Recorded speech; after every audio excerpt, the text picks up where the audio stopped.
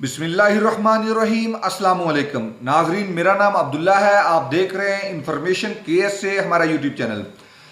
बात करेंगे final exit वाले भाइयों के लिए। आपको पता है कि बाद दफ़ा ऐसा भी होता है कि आप किसी भी अपने कंपनी को टर्मिनेट करते हैं कॉन्ट्रैक्ट उनका। अब इसमें बार बार एक ही सवाल है भाई, मैंने कॉन्ट्रैक्ट टर्मिनेट कब करना है। तो मैं 12 दफ़ा ये बता चुका हूँ। मैं आज एक न्यूज़ देने जा रहा हूँ आपको फाइनल एग्जिट के मतलब जिनके लगे हुए हैं, लेकिन मैं साथ में तफसील भी बता दूँ।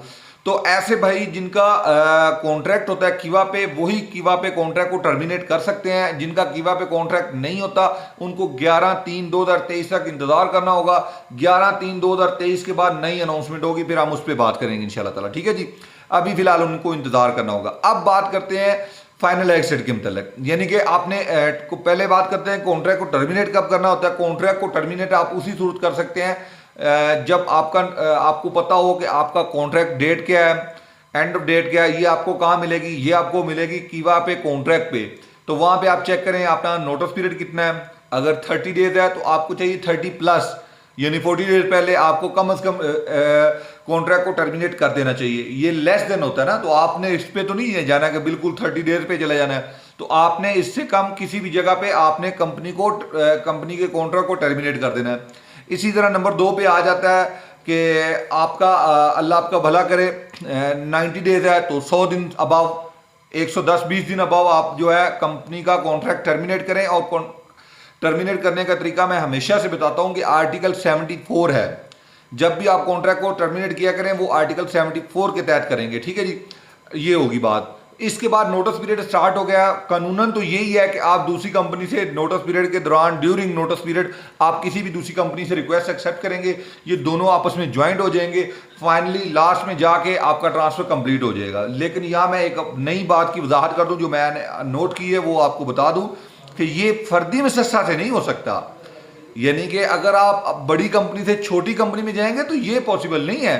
पॉसिबल ये है, कानून ये है कि आप बड़ी कंपनी से बड़ी कंपनी में जाएं, ट्रांसफर कर सकते हैं छोटी कंपनी में, नो इशू। अगर इकामा एक्सपायर है विदाउट परमिशन आप ट्रांसफर कर सकते हैं, no issue. Work permit expire है फर्जी मुसस्सा में ट्रांसफर कर सकते हैं without permission, no problem.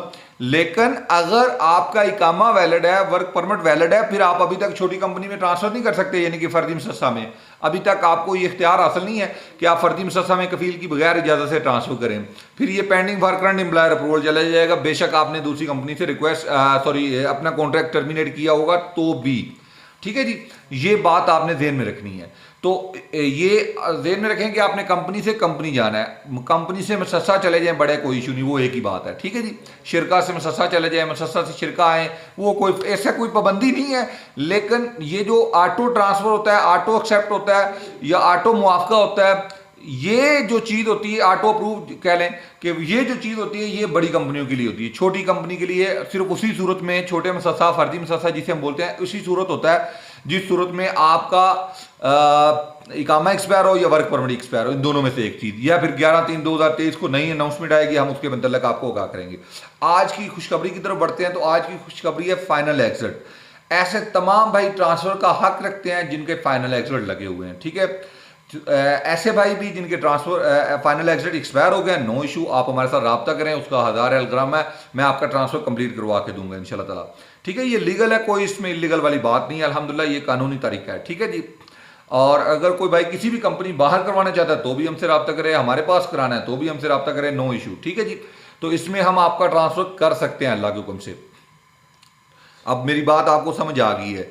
Final exit चाहे ड्यूरिंग नोटिस पीरियड लगा तब भी आप ट्रांसफर कर सकते हैं। फाइनल एग्जिट बगैर नोटिस पीरियड के, बगैर किसी बात के लगा तब भी आप ट्रांसफर कर सकते हैं, नो डाउट। ठीक है जी, ये कानूनी है, किसी किस्म का इसमें दो नंबरी नहीं है, आपको हक हासिल है। ठीक है जी, तरीकेकार आप मेरे व्हाट्सएप पर रब्ता करेंगे, मेरी टीम मेंबर आपको आगाह कर देगी। बहुत बहुत शुक्रिया, ढेर सारा ख्याल रखिएगा, अल्लाह हाफिज़।